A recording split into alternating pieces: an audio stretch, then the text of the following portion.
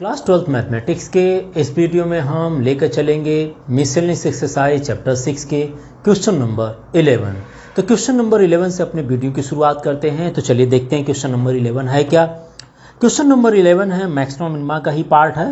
A window is in the form of rectangle surmounted by a semi-circular opening. The total perimeter of the window is 10 meter.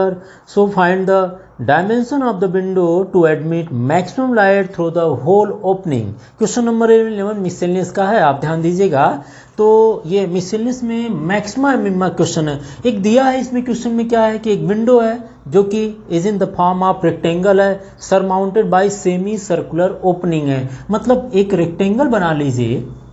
Window का आप देख रहे होंगे गांव में इस तरह से विंडो बनाई जाती है, जो कि क्या गांव में क्या हर जगह बनाई जाती है। ऐसे विंडो होते हैं, उसके ऊपर एक सेमी सर्कुलर ओपनिंग डिज़ाइन बना दी जाती है। तो window is in the form of rectangle surmounted, surmount मतलब इस तरह से किया गया है, surmounted by a semicircular opening.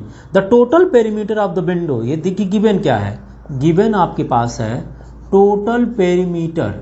Okay, total perimeter is equal to, total perimeter is given है कितना है, 10 मीटर है। Total perimeter is equal to 10 metre है। So find the dimension of the window, आपको इस विंडो की dimension find करनी है, ठीक है ना। तो हम फाइंड करेंगे इसकी रेडियस जो कि सेमी सर्कुलर है, और साथ ही साथ इसकी लेंथ एंड ब्रेथ फाइंड कर लेते हैं। तो आपसे पूछा है find the dimension of the window, मतलब आपको यहाँ पर टू शो या टू फाइंड क्या करना वो देख लीजिए। Dimension of the window, dimensions of the window आपको फाइंड करनी है, और साथ ही साथ आपसे पूछा है find the dimensions of the window to admit maximum light through the whole opening. जितनी भी ओपन होगा इस पार्ट में, मतलब विंडो जहां से भी ओपन करें इसमें मैक्सिमम लाइट एंटर कर सके।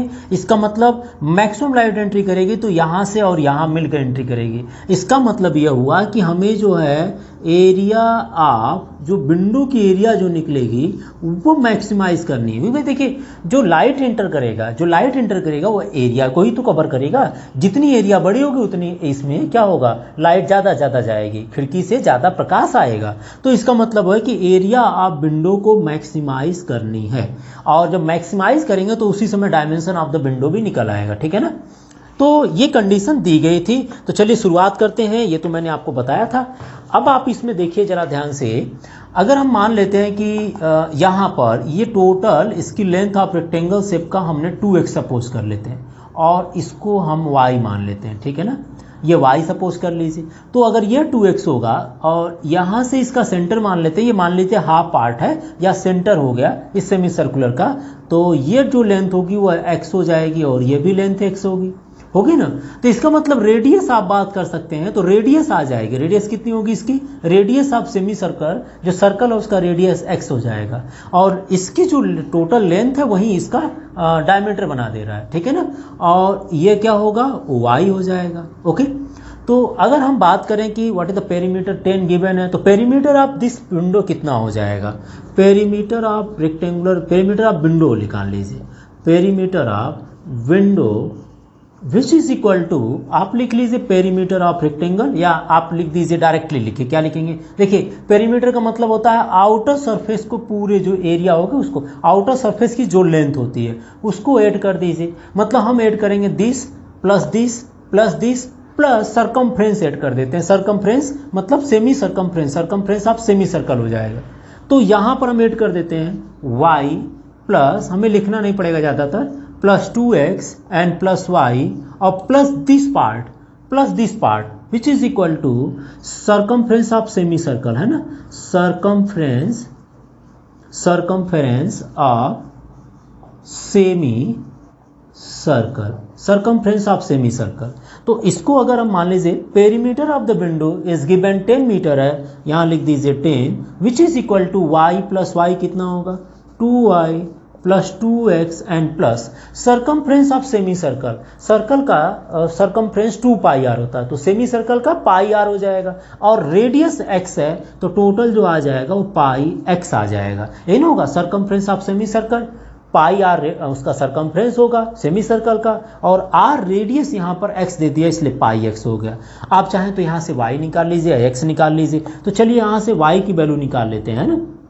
तो y की वैल्यू कितनी आ जाएगी 10 माइनस 2x, या इन दोनों में से x कॉमन ले लेते हैं तो यह आ जाएगा 10 minus x and 2 plus pi upon 2 which is equal to y। और बाद में हम इस इक्वेशन को यूज कर लेंगे। तो यहाँ पर y हो गया। अब हम जो गिवन पार्ट था उससे हमने किसी एक वेरिएबल का वैल्यू दूसरे वेरिएबल के टर्म में फाइंड कर लिए। नाउ हमें फाइंड करना है, मैक्सिमाइज क्या करना है, एरिया ऑफ विंडो, मतलब एरिया ऑफ विंडो को मैक्सिमाइज करना, मतलब मैक्सिमम लाइट एंट्री होना चाहिए, कितना एरिया कवर करेगा।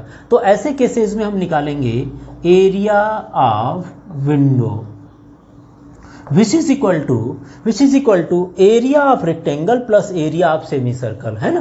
तो यहाँ लिखेंगे area of rectangle plus area of semi circle, area of semi circle हो जाएगा, रेक्टेंगल के एरिया प्लस सेमी सर्कल के एरिया। अब हम एरिया को अगर ए से रिप्रेजेंट करते हैं and area of rectangle length into breadth हो जाएगा और plus area of semi circle is equal to 1/2 pi r square. तो यहाँ पर लेंथ कितनी है, लेंथ इसकी हमने 2x सपोज कर ली है। ऐसा हमने इसलिए लिया बिकॉज इसको हम हाफ में डिवाइड कर पाएँ।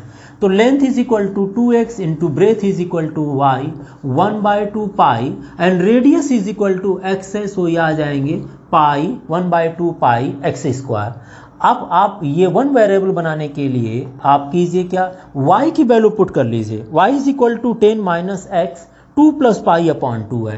तो यहाँ मैं लिखता हूँ 10 minus 2 plus pi x upon 2 which is equal to I है plus 1/2 and pi x square. ये कैंसिल कर दें तो यह आ जाएगा, x का मल्टीप्लाई कर देते तो हमें ये थोड़ा सा सुविधा रहेगी कैलकुलेशन करने में।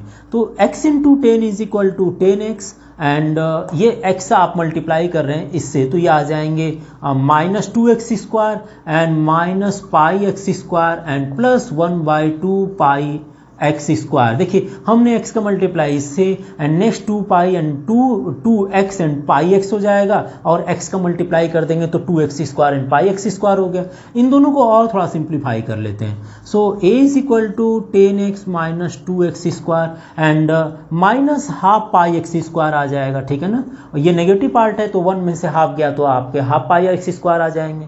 नाउ हम इसको सेकेंड डेरिवेटिव टेस्ट से इसको सॉल्व करेंगे तो एक बार डिफ्रेंशिएट कर लेते हैं।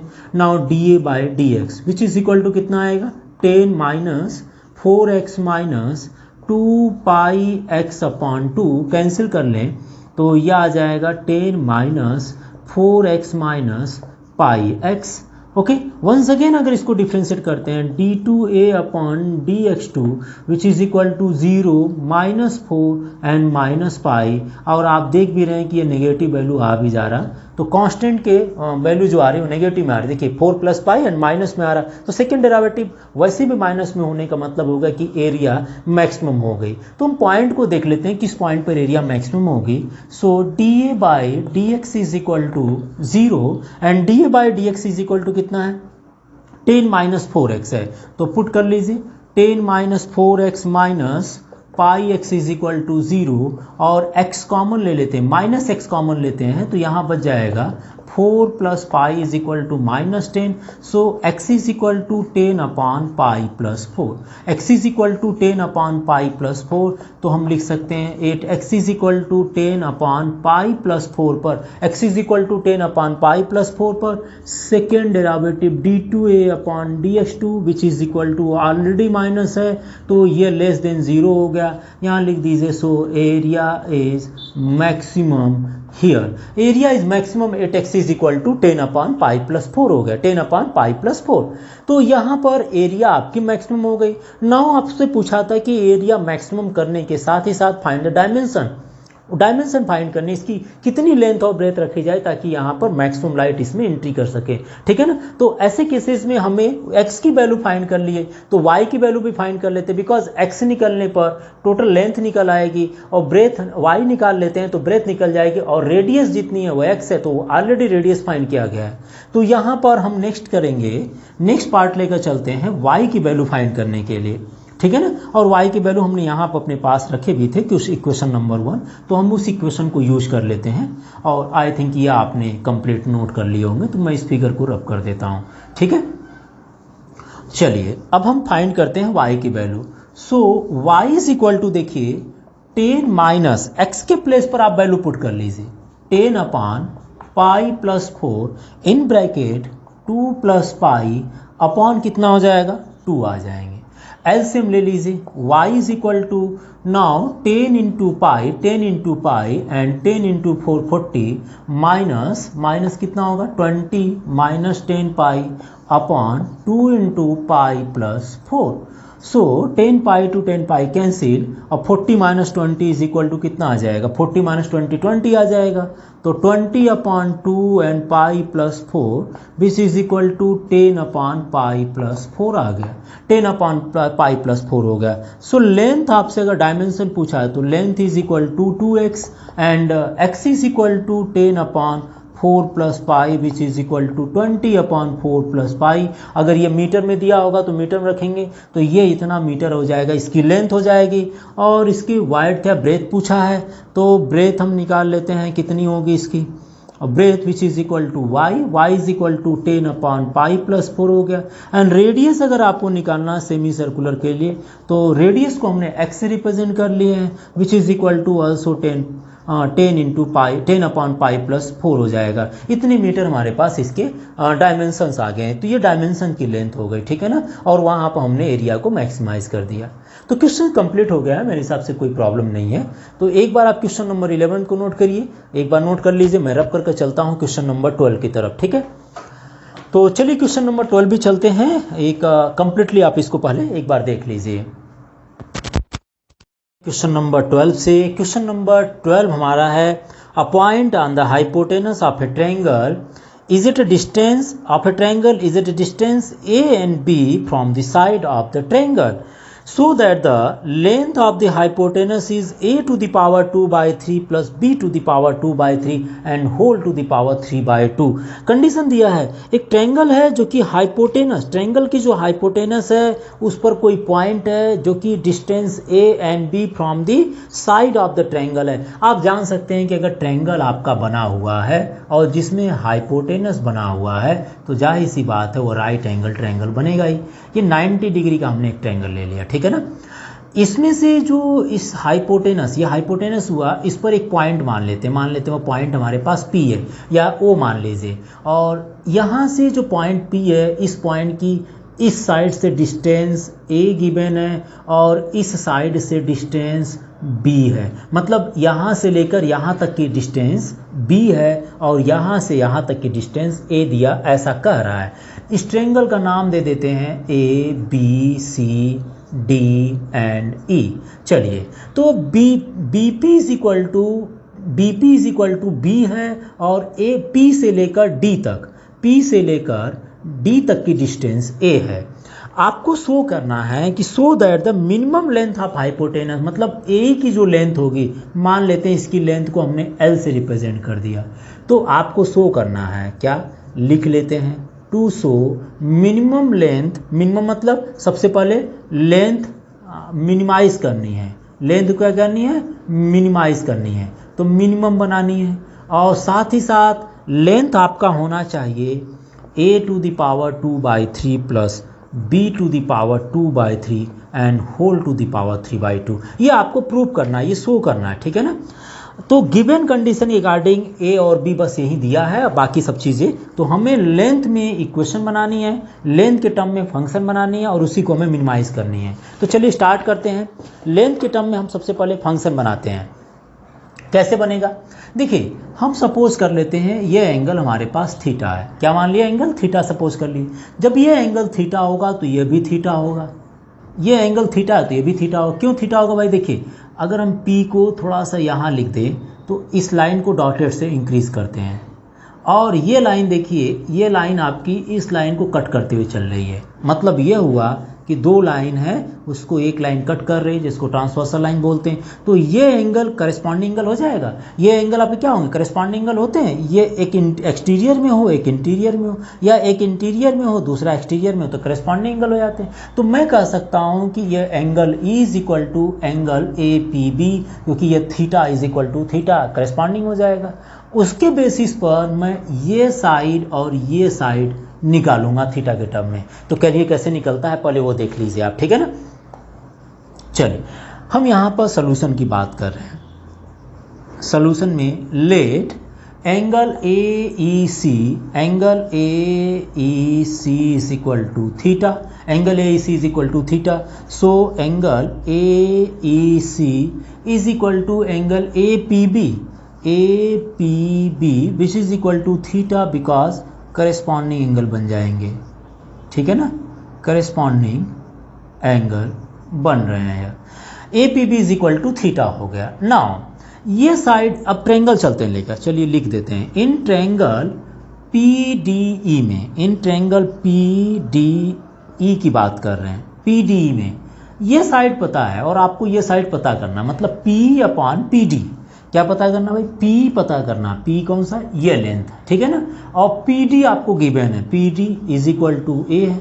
तो P क्या होगा, देखिए 90 डिग्री हो गया, ये परपेंडिकुलर हो गया, यह हाइपोटेनस हो गया।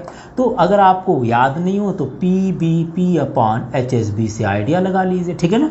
तो देखिए ये परपेंडिकुलर हो गया, ये आपका हाइपोटेनस हो गया, और ये क्या हो गया, बेस हो गया। तो यहाँ पर हमें P मतलब hypotenuse upon perpendicular, hypotenuse upon perpendicular, hypotenuse upon perpendicular is equal to cosec theta. तो यहाँ लिख सकते हैं which is equal to cosec theta, कौन सा, PE/PD, मतलब ये 90 डिग्री हुआ तो ये हाइपोटेनस हो गया, और ये PD परपेंडिकुलर हो गया, तो hypotenuse upon perpendicular is equal to cosec theta. तो P की लेंथ पता करनी है, तो P इज इक्वल टू हो जाएगा, PD कितना, PD A है, तो लिख दीजिए A कोसेक थीटा। ये मान लीजिए इक्वेशन नंबर 1, ये इक्वेशन 1 मान लिए। P की लेंथ हो गया A कोसेक थीटा। अब हम निकालेंगे PA की लेंथ निकालेंगे, जबकि हमें PB की लेंथ B पता है।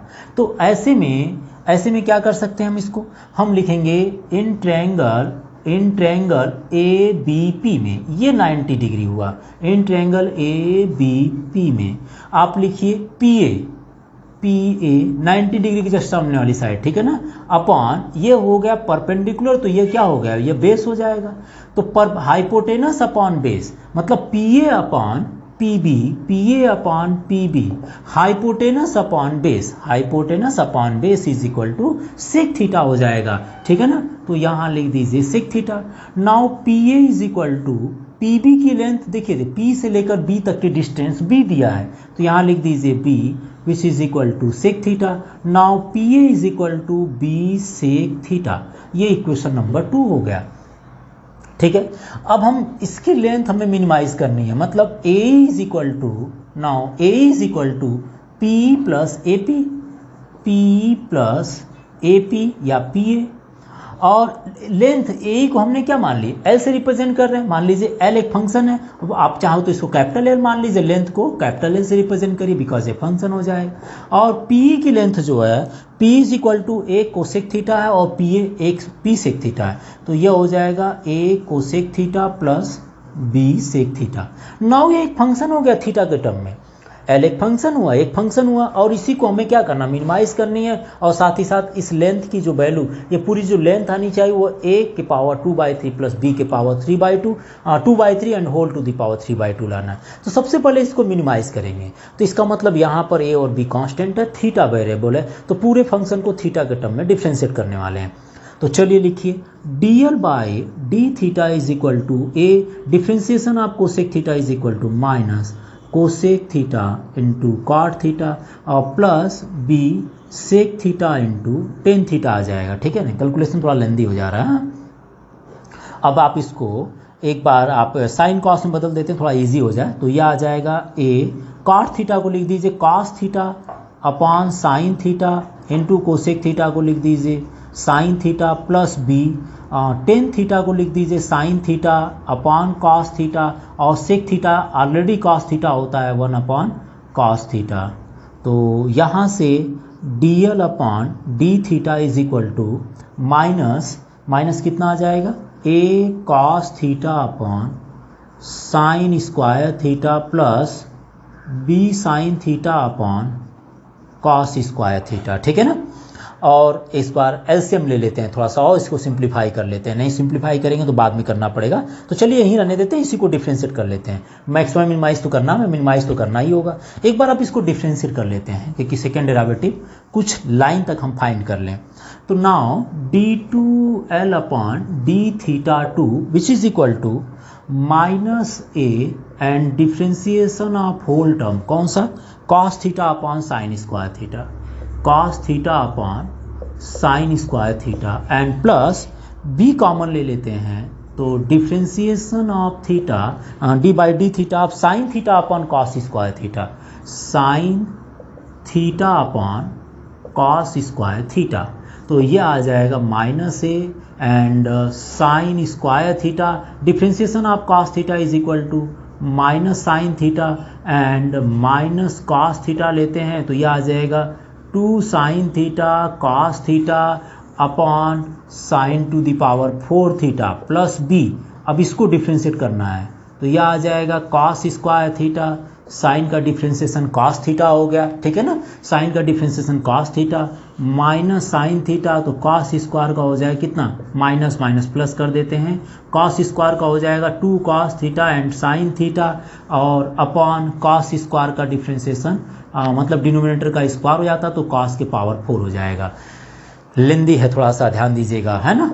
अब आप यहाँ से देखिए माइनस और माइनस कॉमन ले लीजिए तो माइनस माइनस प्लस हो गया a और ये बच गया आपका साइन के पावर क्यूब थीटा और प्लस हो गया 2 बिकॉज माइनस हमने इनका कॉमन लेकर यहाँ पर प्लस कर दिए प्लस 2 और ये आ जाएगा sine theta into cos square theta upon whole to the power sine के पावर 4 थीटा प्लस b, यहाँ पर भी मल्टीप्लाई कर लीजिए तो यह आ जाएगा cos cube theta plus 2 sine square theta and cos theta and whole to the power cos के पावर 4 थीटा। कैलकुलेशन थोड़ा लेंदी होता है इसी क्वेश्चन में, ये क्वेश्चन थोड़ा बड़ा होगा। तो ये आ गया सेकेंड डेरिवेटिव, बाद में भी सिंप्लीफाई करेंगे, हमें तो साइन थीटा की वैल्यू देख लेते हैं। पॉजिटिव आएगा तो सब जगह पॉजिटिव वैल्यू पुट करना होगा तो फिर हमें कोई प्रॉब्लम नहीं, ऑलरेडी ये पॉजिटिव पूरा का पूरा पार्ट हो चुका है।